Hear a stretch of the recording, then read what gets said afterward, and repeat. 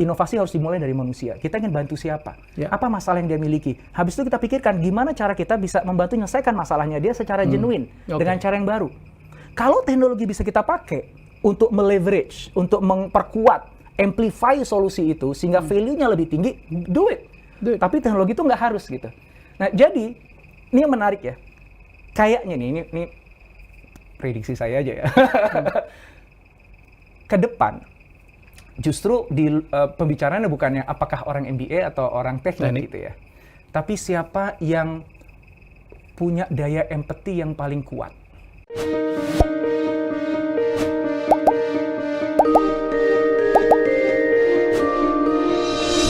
Ya, saya itu banyak ya mengamatin orang. Jangan dipikir saya itu udah berhenti belajar. Saya adalah orang yang tidak pernah berhenti belajar. Saya sekarang lagi kuliah di Cambridge, saya belajar dari video, saya belajar dari Jordan Henderson dan sebagainya.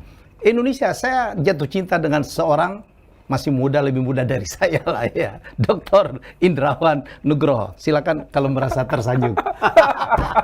Ini udah nggak bisa ngomong apa lagi nih Pak Helmi ini ya. Masya Allah. Saya aja kaget tadi ya. Saya pikir hari ini kita mau ngobrol-ngobrol aja santai. Tiba-tiba diajak ke studio yang luar biasa ini. Masya Allah. Terima kasih undangan ya Pak Helmi. Masya Allah. Saya sangat tersanjung nih hari Mas Indrawan tuh punya kemampuan bicara kayak gitu dengan topik-topik yang kekinian tuh dari mana sih? Itu sebenarnya gini, kalau saya memang dulu waktu pas kecil ketika ditanya cita-citanya mau jadi apa, saya bilangnya mau jadi guru. Karena saya memang apa ya, bisa dikatakan punya curiosity yang tinggi lah, rasa penasaran yang tinggi. Kelihatan.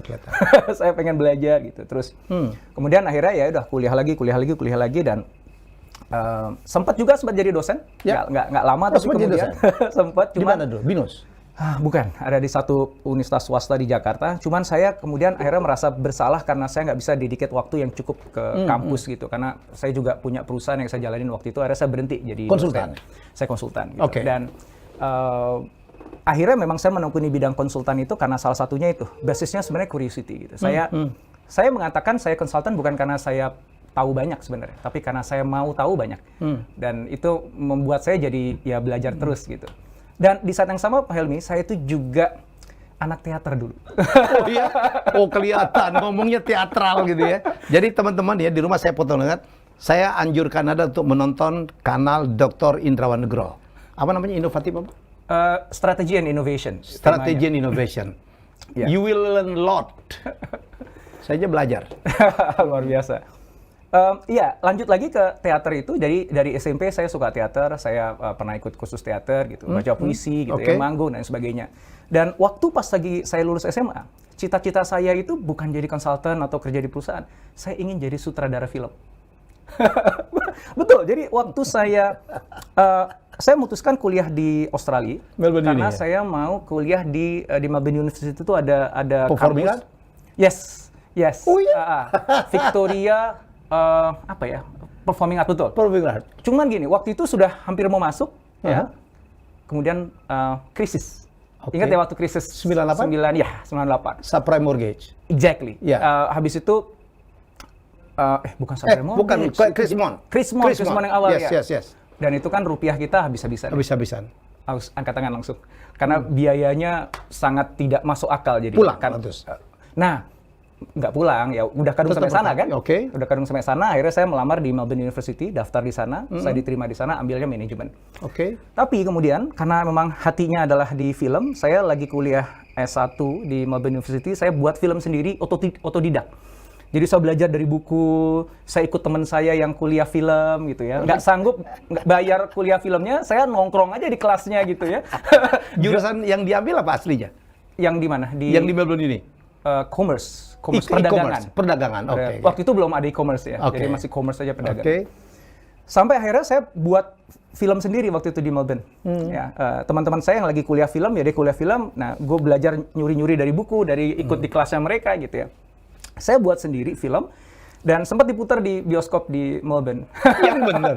Tapi nggak pakai jalur distribusi normal ya. Jadi kita kerjasama sama yang di kampus sebenarnya. Di kampus tuh punya bioskop di Melbourne University itu ya.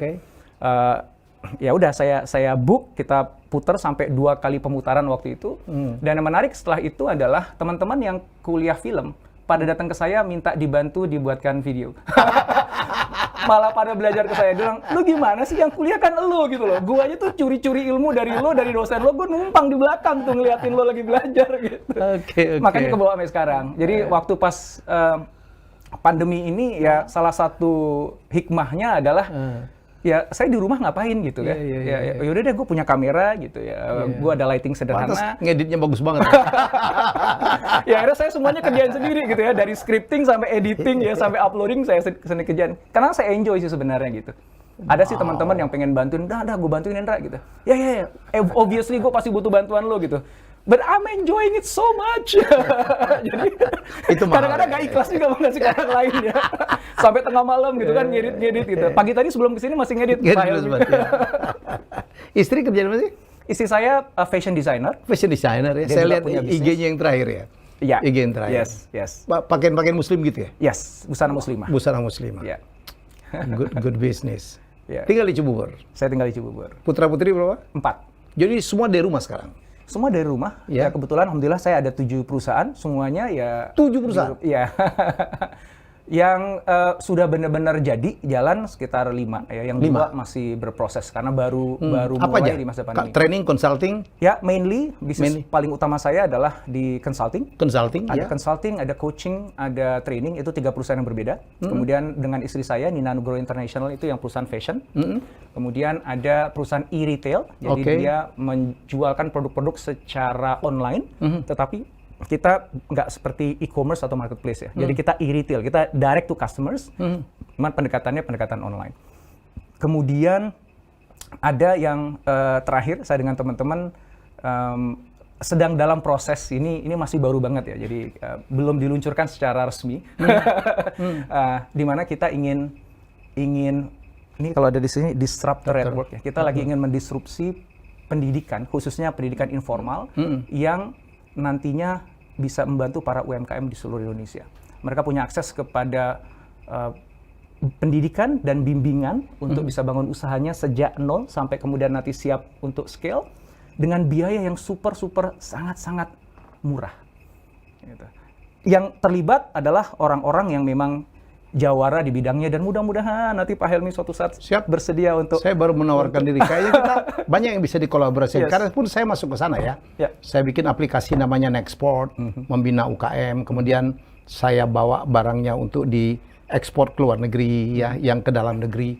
Banyak Mas Indra yang kita bisa ini. Deal dulu dong kalau gitu. Deal duluan ya.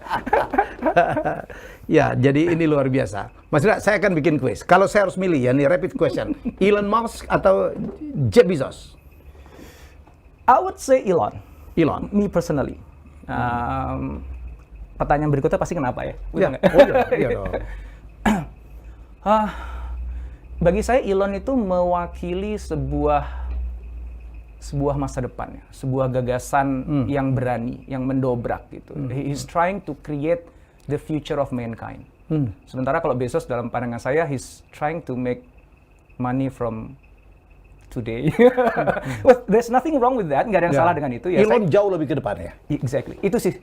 So apa yang dia tawarkan tuh lebih seksi gitu, lebih memancing imajinasi, ngebuat kita excited to wake up every day and trying to do something different gitu. Realitanya kan gini kan, kita hidup dalam sebuah dunia di mana seringkali dipenuhi dengan rasa takut kan. Takut gagal, takut salah gitu. Takut kemudian nanti rugi bisnisnya. Kebanyakan takutnya gitu. Baik kita sebagai pengusaha yang kemudian jadi nggak scale gara-gara cari yang pasti-pasti aja, yang aman-aman aja gitu. Atau kita kerja di sebuah perusahaan sebagai karyawan yang kita pengen nggak mengusik status quo yang ada supaya nanti kita nggak terkucilkan atau nanti disebelin sama atasan gitu.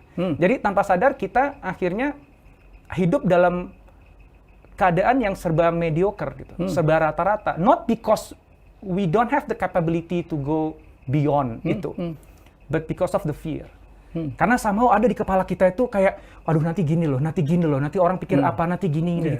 Nah Elon kayak dia mewakili satu figur kayak, ya terserah lo deh mau pikir gimana. Gue pengen wujudkan ini di masa depan dan gue nggak ngomong doang, gue jalanin, gue wujudkan gitu. Dan the most interesting part is people believe in him. Dan believing in him tuh bukan cuma dengan kata-kata, dengan tweet. dengan duitnya. People put money di sana. People dia buy punya the share. authority karena dia punya kemampuan ya yang Both kemampuan dan visi besar. Karena kalau kemampuan banyak, Pak Helmi. Pak Helmi pasti tahu banget di karir Pak Helmi yang panjang. Pasti pernah ketemu dengan orang-orang hebat yang bisa jadi mungkin kalau ngomong level of brilliant, ya mungkin sekelas Elon lah ya. Mungkin. I would say so. Apakah mereka bisa mewujudkan? Itu persoalan. First of all, sebelum mewujudkannya, apakah mereka punya dream yang seberani Elon Musk? Dia ngomongin ke Mars loh. Ke Mars gitu. Kita ke bulan aja masih baru kemarin kita mau berangkat lagi ke bulan gitu ya. Ke Mars gitu. It's like itu kan kayak out of the world banget gitu kan. And yet people believe in him gitu. And then people put money di perusahaannya dia gitu. Dan it's just so inspiring. Itu jadi kayak ngebuat kita ini anak muda. Kita lagi. Kayaknya udah merasa masih muda aja kita ya. Minimal semangatnya ya. Kita ini yang pernah punya mimpi tapi kemudian kayak takut-takut bisa nggak ya gitu ya. Is it a foolish dream gitu ya? Tapi kayaknya sebenarnya aku bisa deh, tapi mungkin nggak ya gitu. Tiba-tiba kayak, lo lihat aja tuh Elon gitu. Itu kurang sinting apa dia gitu, punya impian yang segede itu gitu yang lagi pula kenapa Mars sih gitu kan, dalam logika kita kan gitu kan. Kayaknya itu jauh banget, lo udah keburu mati duluan sebelum lo bisa sampai ke Mars gitu. Kan prediksinya udah begitu kan, dia tahu gitu. Dia tahu dia akan meninggal dulu sebelum impiannya itu terwujud gitu kan. So kalau misalnya dia aja ngimpi tentang bangun peradaban manusia di Mars, masa gua cuman ngimpi punya perusahaan sendiri yang bisa mengglobal di dunia aja gua nggak berani. Gitu loh. Ya kan? Dan itu like fueling the energy of lots of people. Dan that's why I choose Elon over Jeff Bezos gitu. Setuju. Elon mengajarkan kita jangan pernah membatasi mimpi kita. Kita punya dimensi lebih dari 3 dimensi ya. Oke, itu keren banget. Dia udah pikir Mars, kita masih ribut aja di Indonesia. Kita masih ngomongin pinjol ya Pak? Masih gontok-gontokan, masih terpecah-pecah, masih ada ngeklaim ini, ngeklaim itu, capek gitu ya. Tapi orang-orang seperti Dr. Indrawan memang ya udahlah. Ya saya suka dengan apa yang diomongin ya, tech banget ya, tech banget. Ada tuh backgroundnya tech banget nggak sih? To be honest, enggak sama sekali gitu. Ada psikologi, commerce. S3-nya strategic management. Enggak juga kan? Enggak ada IT belas saya. Saya cuma suka aja pakai teknologi gitu ya. Satu hal yang ngebuat saya tertarik dengan teknologi is not so much about the tech itself ya. Bukan tentang teknologi itu sendiri gitu. Misalnya kayak Apple gitu kan. Yang banyak saya pakai perangkatnya. Itu bukan karena ternyata dia pakai chip yang ini gitu. Sekarang sih emang keren sih, ada SoC yang dia buat macam-macam gitu ya. But the most interesting part dari teknologi sekarang itu adalah how technology changes people's life. How that actually bisa advancing humankind. Dan itu kayak ngebuka satu kotak Pandora yang all the possibilities tuh muncul. Gitu. Dan it's so much fun untuk melihat what's in the box ya di kotak Pandora tadi dan lihat what's coming out of it, yang keluar dari situ tuh apa, terus kita coba sambung-sambungin gitu. Ini bisa disambungin sini gitu. Itu tuh yang bikin seru gitu. So saya nggak bisa buat video tentang teknologinya. Saya nggak bisa ngomong tentang teknologinya because I'm not a tech guy gitu ya. Tapi saya senang banget ngomongin tentang how technology affect people's life, how technology affect business, how technology can bisa membantu kita wujudkan whatever our wildest dream ya. Apapun impian tergila kita itu akan bisa di-enable oleh teknologi ini. Just looking at the possibility itu aja, itu kan exciting banget gitu ya. Ini makin nyambung nih dengan pertanyaan pertama dengan Elon Musk ya. Back to Elon. Saya pun pengagum Elon ya. Saya pun pengagum Elon, ini orang gila. Gila banget. Dan dia berhasil. Apapun yang dia ucapkan itu berpengaruh. Dia ngomong tentang Bitcoin naik. Kemudian dia ngomong satu juta Bitcoin turun. Ini orang gila. Dan sekarang mencapai $300 billion ya, orang pertama. Dan jauh surpass Jeff Bezos. Padahal dia sebelum itu, bayangin 2 tahun lalu Elon Musk ini siapa sih? Ya kan tiba-tiba sekarang dia menjadi orang terkaya di dunia, jauh di atas yang nomor 2. Dan Bill Gates kemana gitu, makin hilang ya. Warren Buffett kemana gitu, makin hilang. Jadi unbelievable. Ya jadi dia ngomong juga ke depan itu orang-orang dengan background teknologi jauh lebih baik ya, atau lebih berpeluang untuk mengembangkan perusahaan daripada orang-orang dengan gelar-gelar MBA.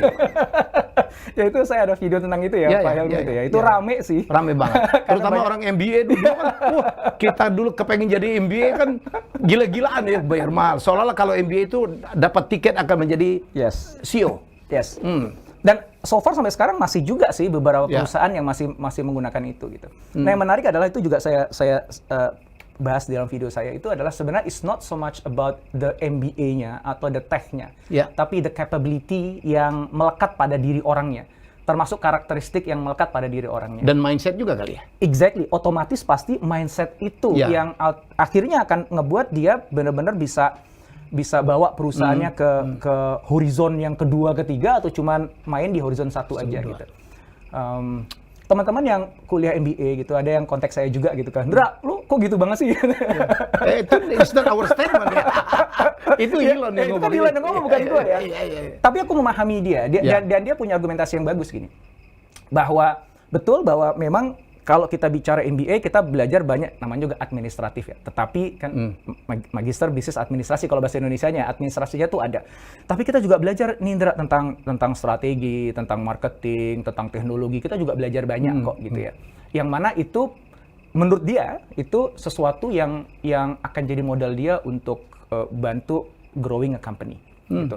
Dan in a sense, I think that's correct gitu. Itu benar. Dan gue bilang, iyalah, gue sendiri juga di rumah punya kok buku personal MBA gitu. To be honest, gue belajar tuh ilmu-ilmu yang lo pelajarin, gue juga belajar gitu. Di S3 gue, sebagian mata kuliah gue juga yang lo pelajarin juga gitu. Dan gue excited belajar itu, dan I know that's very, very important. But again, it's not about the title MBA-nya atau sarjana tekniknya gitu ya, Magister of Science-nya gitu. It's about, tadi kalau Pak Helmi mengatakan mindset-nya itu ya. Cuman bicara mindset itu kan hasil akhir ya. Jadi because of the things you do in life, because of your environment, karena lingkungan sekitar termasuk kita, education di dalamnya, siapa yang kita ajak diskusi ngobrol, kita ikut aktivitas apa, itu ada ngebangun mindset-nya kita kan ya. Gitu. Jadi kalau misalnya kamu ambil kuliah MBA, tapi di saat yang sama kamu gaul dengan para pengusaha, kamu trying to build your own business, you are taking risk, dan bukan stuck hanya di ilmu ke-MBA-nya juga, tapi juga coba cross study deh. Belajar sastra, belajar ini gitu. Dari situ kebangun sebuah mindset yang nanti mindset itu akan ngebantu kamu untuk sukses. Nah, MBA itu menjadi supporting factor. Tapi drivernya yang ngebuat dia bisa akhirnya running the best company in the world is not so much about what you learn textually gitu, yang secara teks kita pelajari gitu. Tapi all these experiences in life, pengalaman kita dalam hidup yang ngebentuk diri kita, personality kita, karakteristik kita, dan obviously nanti ujungnya pasti mindset kita, itulah yang akan dictate our future gitu. So it's good if you have an MBA. Karena artinya ya ibaratnya kalau saya mau maju perang, gue punya senjata yang lebih banyak dong gitu kan. Just in case gue harus mikir tentang finance, gue tahu rumus-rumusnya gitu. Just in case gue harus desain sebuah marketing strategi, gue tahu, dibandingkan orang yang nggak tahu sama sekali gitu. Dan ketika mereka berbasis teknik juga, just in case ternyata kamu harus making decisions yang kaitannya dengan teknologi, kamu udah punya toolsnya banyak. Dan kamu udah punya logiknya, mana yang work, mana yang enggak gitu. Dan punya capability analytical thinkingnya seorang engineer, problem solving skillnya engineer, dan itu akan kepake. Cuman kalau kita bicara analytical thinking, problem solving skills, itu kan you don't have to like be an engineer untuk punya skills itu kan. Seorang MBA kan bisa juga kan. Akhirnya argumentasinya gitu sih. It's not about the title. Saya juga mendebatkan itu dengan teman-teman saya MBA. Saya bilang nih, Elon Musk ngomong begini loh. Karena dia lihat bisnis ke depan itu, kalau kita lihat yang melompat-lompat jadi apa, yang hebat-hebat itu menjadi raksasa, itu kan didasari oleh inovasi. Inovasi yang seperti Elon Musk, seperti Mark Zuckerberg dan sebagainya itu ya, atau di Indonesia juga begitu. Jadi itu kan inovasi itu kan memang areanya orang teknik ya. Menciptakan produk, betul kan? Menciptakan jasa yang dibutuhkan orang. Yang menarik adalah Steve Jobs bukan orang teknik. Tapi siapa yang nggak mengatakan bahwa dia tuh greatest innovator of all gitu ya? Bukannya karena ada Steve Wozniak di belakang. Exactly. Karena ada Steve Wozniak, ya. Tapi dia kan belajar sastra, dia belajar kaligrafi gitu, nggak lulus pula gitu kan. So makanya tidak aku mengatakan gini, Pak Helmi di awal, bahwa saya pribadi, saya sebenarnya bukan orang teknologi gitu. Saya excited dengan what teknologi can do untuk humankind. Gitu. Dan tidak ada batas. Dan itu nggak ada batasnya. Nggak ada batas, betul. Nah, Steve, kalau kita ngomongin Steve Jobs tadi gitu ya, Steve Jobs juga bukan orang teknikal gitu. Tapi dia punya visi tentang bagaimana sebuah teknologi baru bisa membuat kehidupan kita jadi lebih baik gitu. So, again, apakah kemudian orang yang punya latar belakang teknologi berarti pasti lebih maju? Ya enggak juga sih, gitu kan. Lo kalau cuma jadi tukang ngerjain technicalities di belakang, you don't have the vision, lo stuck di sana juga gitu. You an MBA, kalau lu cuma sekedar tukang ngitung di spreadsheet aja, ya juga di situ aja gitu. So again, it's not about the title gitu. Ya, karena background pendidikan itu kadang-kadang cuma background aja, kemudian berkembangnya kan bisa macam-macam. I'm an accountant, bos. Yes. Gue an accountant, tapi gue bergerak dalam industri kreatif karena I learned a lot about that. Jadi kita jadilah prioritas itu. Tapi kalau kita rumuskan apa yang dikatakan Elon, bahwa mungkin yang menciptakan inovasi-inovasi itu adalah orang teknik, tetapi begitu ini udah jadi nih, udah diterima pasar untuk mendouble-nya, untuk melakukan scale up, barangkali itu peran orang-orang MBA, betul? It could be like that? Yeah, it could be like that. Memang sebenarnya agak sedikit nggak fair ketika kita coba kayak versus gitu ya. Menurut saya sih ada zaman-zamannya ya. Karena kebetulan sekarang zamannya itu zaman inovasi. Zaman teknologi yang lebih berkembang dengan sangat eksponensial. Teknologi ya. In the past 10 years itu begitu masuk ke dalam teknologi digital bergerak gitu. Itu kita tahu akhirnya yang kaya di dunia adalah orang-orang di bidang teknologi yang kaitannya dengan internet, dengan digital gitu ya. Sementara masa-masa sebelumnya ya Rockefeller dan sebagainya kan minyak gitu ya. Finance, yang kan punya gitu. bank kan gitu kan. Jadi memang ada masa-masanya juga. Oke, setuju. Dan dalam dunia sekarang yang hampir semua hal itu melibatkan teknologi, orang yang berlatar belakang sains jadi punya keunggulan, quote and quote. Karena mestinya dia lebih paham bahasa komputernya gitu, bahasa teknologinya. Mestinya dia lebih cepat untuk nangkep gimana dia bisa pakai sebuah teknologi ini untuk nanti jadi solusi bagi orang lain. However, balik lagi saya ini ngomongin however, karena kebetulan salah satu bidang yang saya tekuni adalah design thinking. Design thinking itu adalah pendekatan berinovasi yang berpusat pada manusia. Jadi dia gunakan teknologi ya sebagai enabler, tapi dia nggak pernah mulai inovasi dari teknologi. Inovasi harus dimulai dari manusia. Kita ingin bantu siapa? Apa masalah yang dia miliki? Habis itu kita pikirkan gimana cara kita bisa membantu menyelesaikan masalahnya dia secara genuine dengan cara yang baru. Kalau teknologi bisa kita pakai untuk meleverage, untuk memperkuat, amplify solusi itu sehingga value-nya lebih tinggi, do it. Tapi teknologi itu nggak harus gitu. Nah, jadi ini yang menarik ya. Kayaknya nih, ini prediksi saya aja ya. Ke depan, justru di pembicaraannya bukannya apakah orang MBA atau orang teknik gitu ya. Tapi siapa yang punya daya empati yang paling kuat.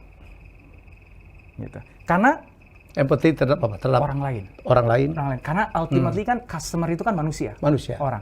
Dan semua bisnis, semua revenue-nya datangnya dari orang. Exactly.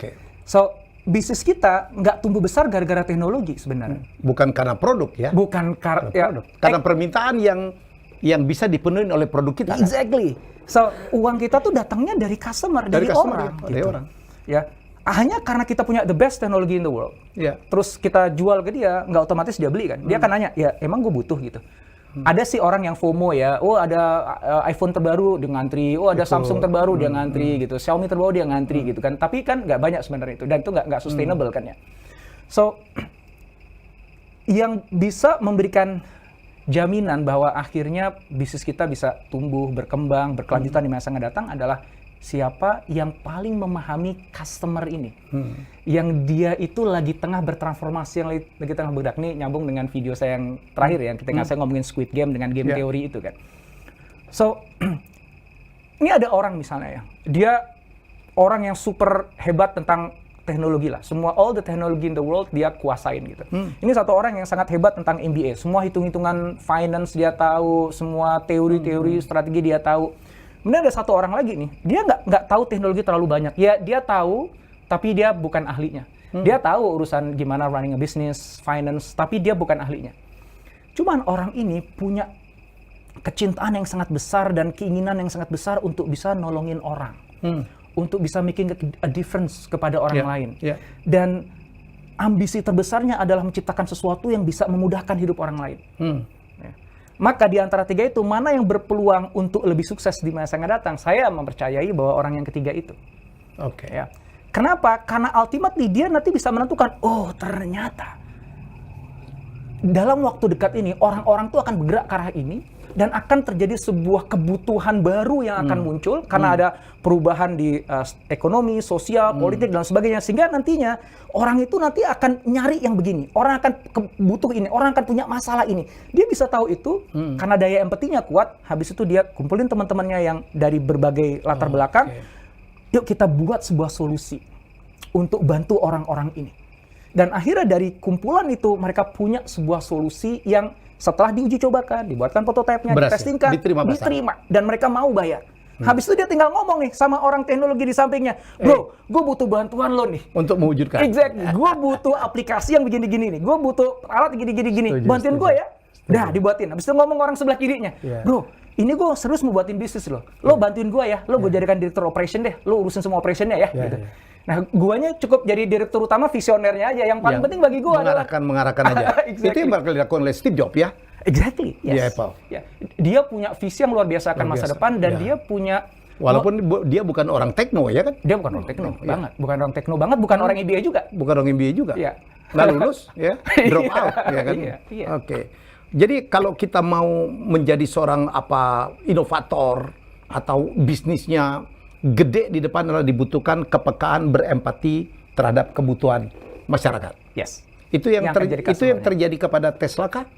Seorang Elon bisa menebak bahwa ke depan orang akan lebih prefer ke mobil listrik. Yes. Itu interesting ya. Karena gini, banyak teman-teman saya yang ketika belajar design thinking selalu bilang gini, Dra, gue udah mempraktekkan empathy. Gue nanya ke customer gue, apa sih yang mereka mau? Hampir semuanya bilangnya cemumu, cepat, mudah, murah.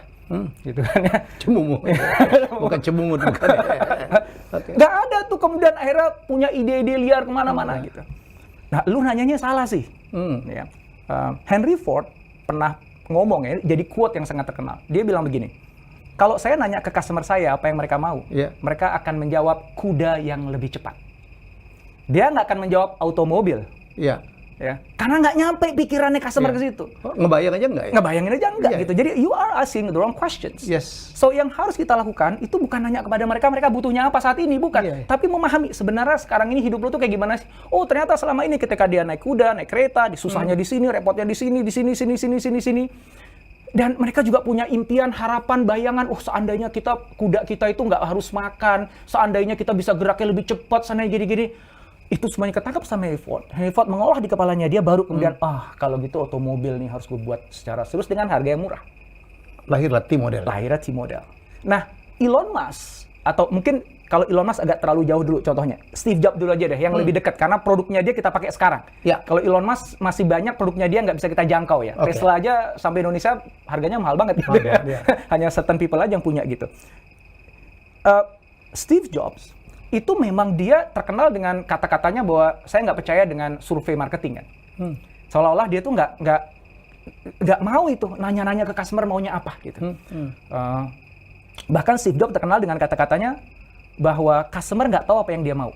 Sampai kita tunjukkan barangnya ke mukanya dia, baru dia bilang, nah ini yang saya mau. Nah, gitu. Itu gila, itu kayak paranormal loh. Nah, betul kan? Dalam hati gue kan gini, ini kok bisa, apa bener sih, apa dibelagu aja? Ternyata setelah saya dalamin lagi tentang design thinking, tentang empathy, it all makes sense sekarang. It all makes sense. Jadi Steve itu memang dia nggak nanya ke customer maunya apa, karena dia tahu Henry Ford aja bilang begitu. Jadi it's a foolish if I ask my customer what they want, karena what they want to do need. Karena dia nggak tahu apa yang dia mau gitu. Kalaupun ditanya jawabannya cemumu tadi kan, cepat, mudah, murah aja gitu. So Steve akhirnya mencoba memahami dengan sangat baik apa experience yang dialami oleh si customer pada saat ini ketika menggunakan existing product. Ketika dia menggunakan MP3 player pada saat itu, apa problemnya? CD player, Walkman dan sebagainya. Oh ternyata ada problemnya ini, oh ternyata repotnya ini. Cuman mereka menerima begitu aja. Kenapa? Ya karena memang yang tersedia itu. Kalau ditanya maunya lo gimana? Ya maunya dia kalau bisa ada barang ini yang lebih awet tapi lebih murah ya. Cuman begitu doang. Dia nggak punya imajinasi yang lebih tinggi si customer. Tapi Steve sebagai seorang inovator, dia berpikir kan lebih jauh kan. gimana gue bisa ciptakan sebuah barang yang sekarang belum ada, tapi bisa menghilangkan semua pain point dia, dan gue bisa wujudkan semua impian terliarnya dia. Apa ya? Yang customer pasti nggak kebayang, karena bukan tugas dia untuk mikirin itu. Tugas kita sebagai inovator yang mikir itu kan. Tugas mereka beli ya. Tugas mereka. Nah, akhirnya muncul iPod, akhirnya muncul iPhone sampai sekarang. Nah, ke Elon juga, cuman bedanya Elon ini radarnya lebih sinting gitu. Sinting, ya. Dia apa ya, memprediksinya tuh jauh ke depan. Iya. Sebenarnya tanda-tanda, sinyal-sinyal tentang kebutuhan dari renewable energy itu udah lama sebenarnya. Cuman kita ignore it sebenarnya. Dari zamannya dulu, siapa tuh Al Gore yang Inconvenient Truth ya. Itu udah dari dulu tuh ngomongin gitu, dan dia udah mendorong untuk renewable energy gitu. Global warming ya? Iya. Ya. So Elon berpikirnya dia lebih jauh horizonnya gitu, bahwa udah pasti nggak mungkin enggak manusia di muka bumi ini pasti akan meninggalkan fossil fuel dan akan pindah ke renewable energy, itu udah pasti gitu. Semua tanda-tanda mengarah ke sana. Government inisiatifnya juga udah mengarah ke sana gitu. Cuman pertanyaannya, kita mau jadi bagian dari itu apa enggak? Kita ikut mengakselerasi itu atau kita ikut menghambat itu, sama seperti kebanyakan pemain-pemain di fossil fuel yang mencoba melobi pemerintah untuk menghambat lajunya perpindahan ke renewable energy gitu kan.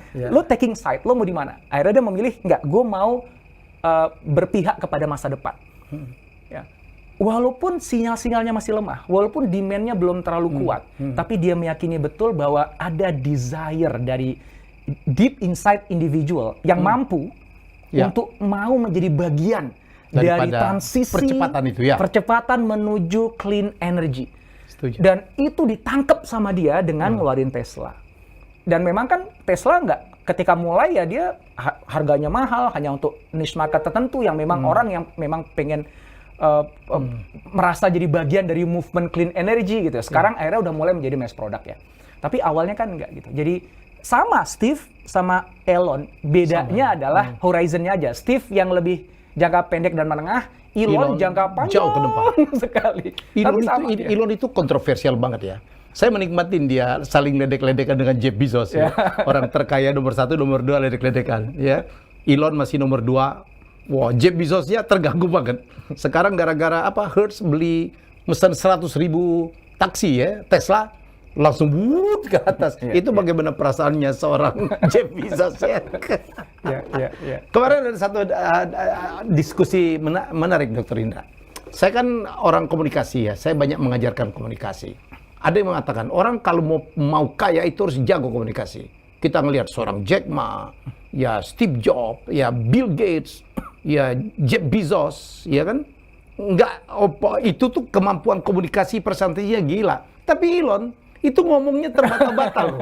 Jadi saya bilang, Mas Helmi, nggak benar tuh. Jangan lupa loh, itu kan gaya berbahasa tuh. Ya dia tersendat-sendat gitu. Itu memang gayanya begitu. Tapi itu yang membuat dia menarik. Kalau dia ngomongnya kayak Jeff Bezos, ya kalah dong sama Jeff Bezos. Tidak akan lebih baik. Komen gimana dong? Ya. Sebenarnya kemampuan bicara itu kan goal-nya, ultimate goal kita. Komunikasi itu goal-nya apa sih? Goal komunikasi itu kan orang mengerti dah, orang nangkep ya. Bukan hanya nangkep, tapi membuat orang mau melakukan apa yang kita minta. Seperti bayi yang masih belum bisa bicara, dia akan nangis supaya ibunya datang dan ngasih dia susu. So nangisnya si bayi adalah a form of communication yang bisa dilakukan oleh si bayi pada saat sebelum dia bisa bicara. So gimana pun kita berbicara, apakah kita piawai seperti Steve Jobs atau gagap seperti Elon ya. Selama pada akhirnya kita dapetin apa yang kita mau, akhirnya lo beli saham gue. Selesai. So communication gue berhasil karena the outcome of communication adalah getting what I want. Ya, kalau saya cuma kedipin mata, terus tiba-tiba itu barang datang ke tempat gue sendiri, udah selesai kan? Soalnya aku pengen minum nih, haus gitu kan? So aku kedipin aja gitu, ada seseorang di sana gitu, langsung, oh dia paham, langsung bikinin teh, taruh gini, saya kedipin lagi gitu. Saya nggak perlu ngomong satu kata pun, saya dapat tehnya. Pertanyaan, apakah saya communicating? Yes. So words are just one form of communications. Ada sign language, ada body language, mungkin ada telepati one day. One day. As long as you get what you want, then you are a good communicator. Kayak si bayi tadi. Tuh ya, dengerin tuh. Ya, jangan kalau Mas Helmi kalau gitu nggak perlu belajar komunikasi. Diam pun adalah bentuk komunikasi. Exactly. Exactly. Listening pun adalah bentuk komunikasi. Nah, listening itu yang menarik adalah the lost art of communication. Listening itu. Karena semua orang belajar tuh ngomong, tapi nggak ada orang belajar untuk mendengar. Nggak ada pelajaran public listening, Bos. saya kan sempat dapat training ya, scholarship di MIT. Dosen saya mengarahkan itu tentang how to listen. Karena nggak penting. Seorang leader itu kadang-kadang harus dengerin juga. Jangan ngomong terus. Suspend judgment, ya gitu-gitu tuh. Jadi it's part of communication. Oke, ini ada isu baru nih, metaverse. Ini binatang apa sih? Sampai seorang Mark Zuckerberg gitu mengganti logo Facebook menjadi Meta. Saya harus disclaimer dulu di depannya bahwa saya bukan ahli dalam bidang ini gitu. Pengetahuan saya tentang hal ini itu sangat minim sekali. Atau masih dipelajari? Masih dalam pelajari. Saya memang punya rencana untuk buat video tentang itu, Pak Helmi. Jadi mungkin saya simpan dulu beberapa jawaban panjangnya. Ini saya menjawab dengan dengan frame yang lebih sederhana aja ya, yaitu frame bisnis masa depan gitu. Ya. Kalau kita bicara metaverse kan sebenarnya kita membuat replika dari dunia yang kita punya sekarang dibawa ke online gitu ya. Dan sebenarnya udah banyak sekarang perusahaan-perusahaan yang menciptakan itu secara online. Gitu. Google, jadi bahkan ada perusahaan yang nggak dikenal, dia sudah membuat versi digital kota-kota besar di dunia. Jadi misalnya nih di New York ya, Manhattan itu udah dia petakan ya, dan dia buat replikanya Manhattan ditaruh di cloud, dimasukkan ke blockchain. Dan Pak Helmi bisa beli. Saya mau beli itu dong, areanya Empire State Building. Dan itu dijual, ada sertifikatnya. Jadi NFT yang sangat terkenal itu jadi sertifikat bahwa saya pemilik lahan yang sekarang ditempati oleh Empire State Building di New York, tapi yang versi digitalnya. Gitu. Habis itu diperjualbelikan, Pak. Jadi siapa yang mau beli? Jadi kalau kita punya kantor di dunia, terus ternyata udah punya versi digitalnya di blockchain, sebaiknya alamatnya kita beli sebelum nanti dibeli orang lain, habis itu nanti kita seperti kayak kita misalnya helmiyahya.com. Udah dibeli sama orang lain, habis itu kita kan diperas ya. Beli 1 miliar, karena kan itu nama kita nggak bisa ganti kan. Nah itu sedang terjadi sekarang. Jadi orang-orang tuh lagi ngebeli alamat-alamat kunci di dunia ini karena itu nanti akan valuable gitu. Nah, kenapa saya cerita itu? Karena the idea of metaverse itu sebenarnya kurang lebih mirip lah gitu. Jadi kalau kita nonton film Ready Player One, filmnya Steven Spielberg ya, itu mencerminkan metaverse benar. Di mana kita hidup dalam dua dunia. Dunia fisikal dan dunia maya. Maya itu meta itu ya? Beyond. Meta itu ada beyond. Dan Facebook ingin menjadi salah satu pionir yang ikut mengakselerasi transformasi ke sana dan ingin ngebangun universe-nya yang ada di sana. Kalau Google kan udah buat produk ya, yang Google itu ya, yang kacamata itu. Kalau ini Facebook dia lebih lagi ke company-nya yang di metaverse kan ya? Kalau Google Glass itu kan hardware-nya. Hardware-nya. Kalau Facebook kan punya Oculus. Oculus ya. Apple lagi ngebuat sekarang katanya. Hampir semua perusahaan buat VR set sekarang. Kenapa? Karena memang begitu nanti yang dibilang metaverse tadi itu udah beneran jadi. Cara kita mengakses dan hidup di sana kan pakai VR. Nah itu jadi alat untuk mentransport kita dari dunia virtual nyata. reality dan augmented reality ya. Iya, untuk masuk ke dalam virtual reality tadi gitu. Dr. Indra udah tahu, saya pernah baca satu artikel kalau nggak salah dari Forbes bahwa di Indonesia itu ada perusahaan yang udah juga bermain di metaverse. Udah pernah dengar? Belum. Wear namanya. Milik dari Daniel Surya. Ya, jadi pernah jadi tamu podcast saya, dia ngomong metaverse. Waktu itu saya nggak tahu metaverse itu apa. Dan mereka pemegang 5 paten dunia ya untuk augmented reality. Menarik. Jadi menarik bahwa ada perusahaan Indonesia yang sebelum istilah metaverse populer sudah main di sana. Ya, jadi ini kalau ini menarik juga lah, kebanggaan kita juga lah ya.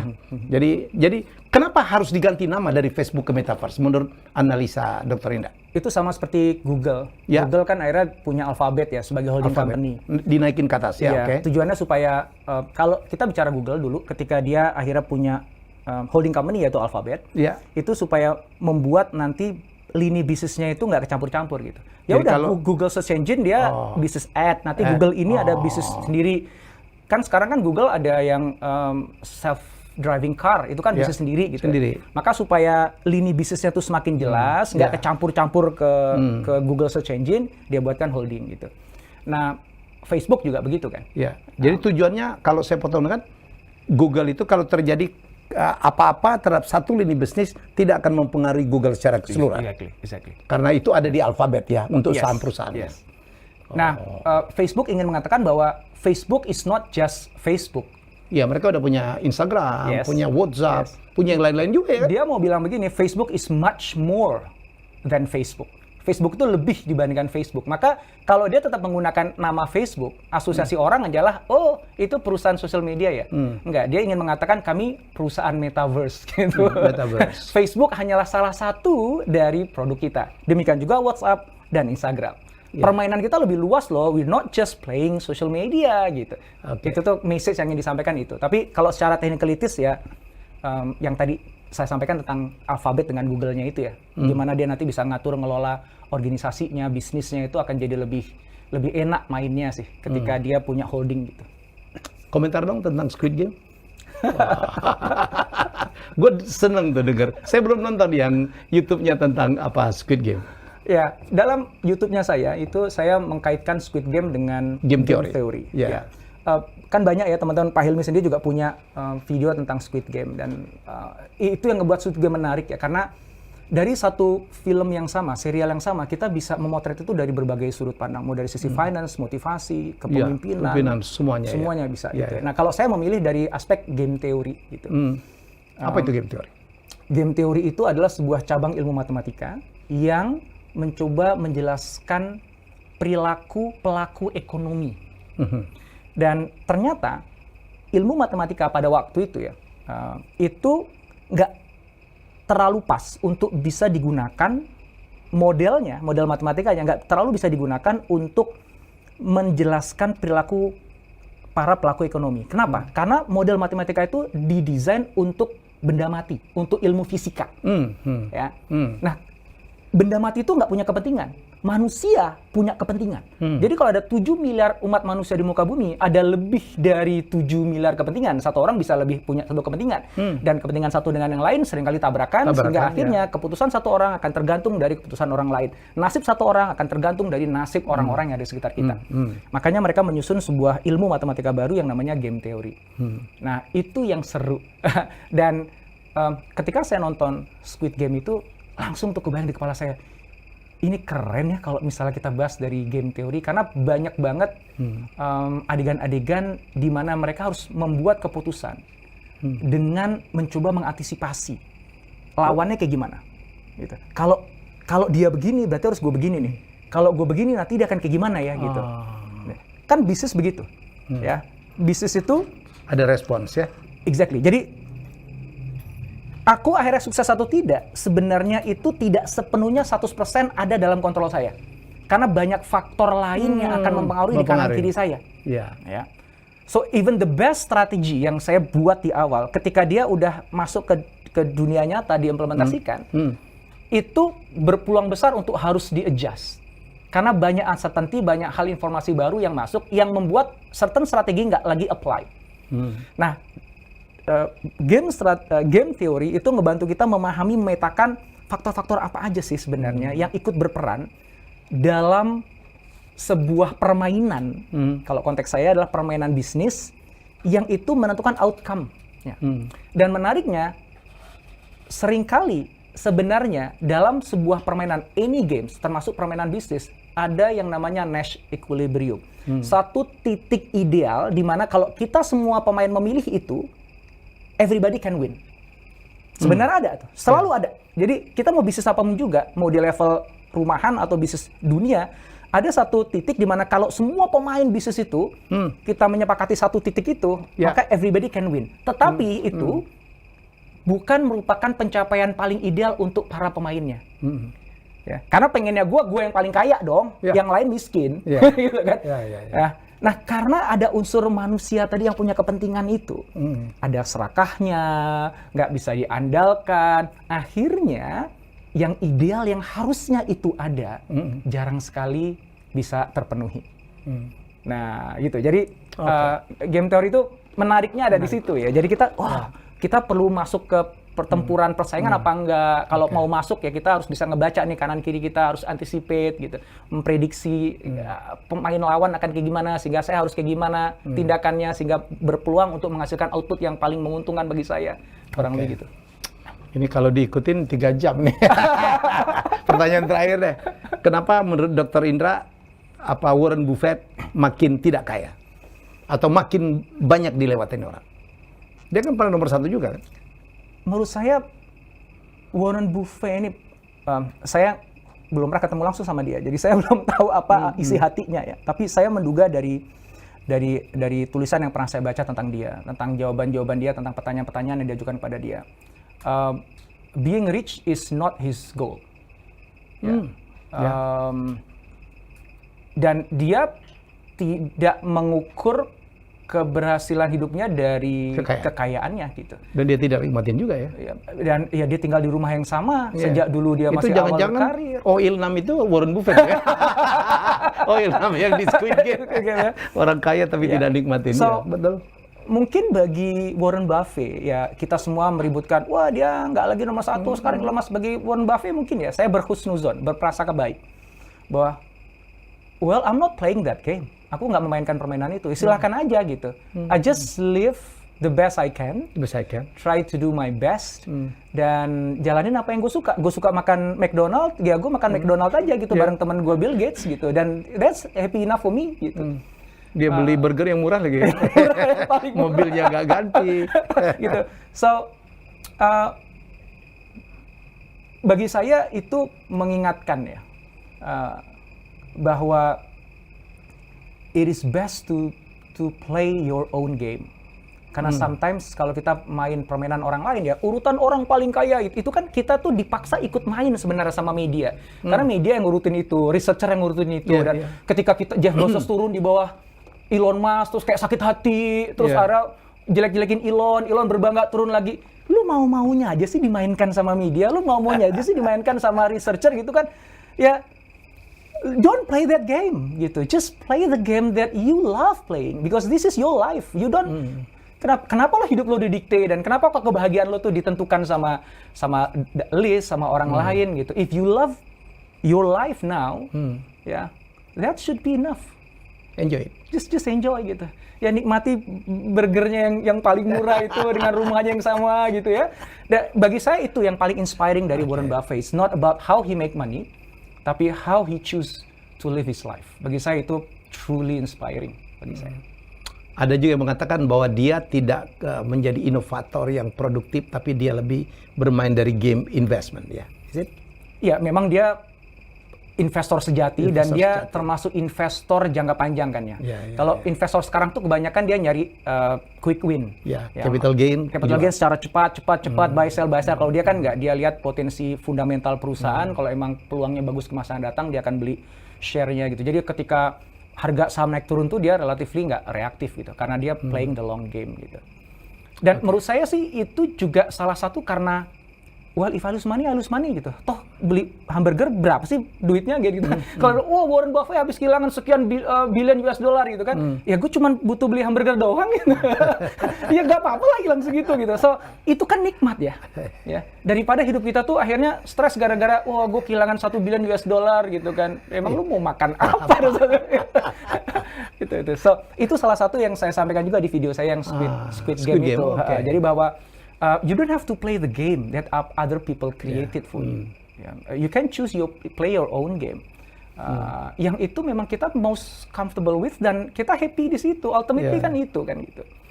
Oke, sebelum tutup, are you playing your own game? Insyaallah. In fact, saya terinspirasi juga dengan Pak Helmi gitu ya, dengan senioritasnya Pak Helmi sekarang bisa sangat menikmati kehidupannya, bisa tetap terus relevan bahkan ikut membangun masa depan digital Indonesia gitu ya. So the biggest question I have now in my life sebenarnya adalah what game I want to play from now on to the rest of my life. Apa permainan yang ingin saya mainkan mulai hari ini dan sebelumnya. Saya udah mainkan banyak permainan. Dan ada yang menang, ada yang kalah. That's life gitu ya. And I'm starting to think, saya mulai berpikir bahwa maybe I should say enough is enough gitu. Maybe I should design another game which is much more fun to play, yang lebih menyenangkan untuk aku mainkan, tapi di saat yang sama aku bisa punya kontribusi yang sangat besar untuk masyarakat di sekitarku. Aku bisa jadi contoh untuk anak-anakku. Aku bisa kasih manfaat yang paling banyak sehingga mudah-mudahan Allah ridho. Udah cuma itu doang. Ya Allah, berikan petunjuk permainan apa yang harus aku mainkan. Amin. Mudah-mudahan dapat jawabannya, insya Allah. You're still young, Dr. Indra. Now I'm playing my own game. I'm so happy. Yes. Udah nyoba game-game yang kalaupun gue masuk situ juga, that's not my game. That was not my game. Oke, thank you. Thank you so much. Terima kasih sudah menjadi tamu saya. I'm honored. Jadi, terhormat saya merasa. Kapan-kapan kita kolaborasi ya. Insya Allah, dengan senang hati.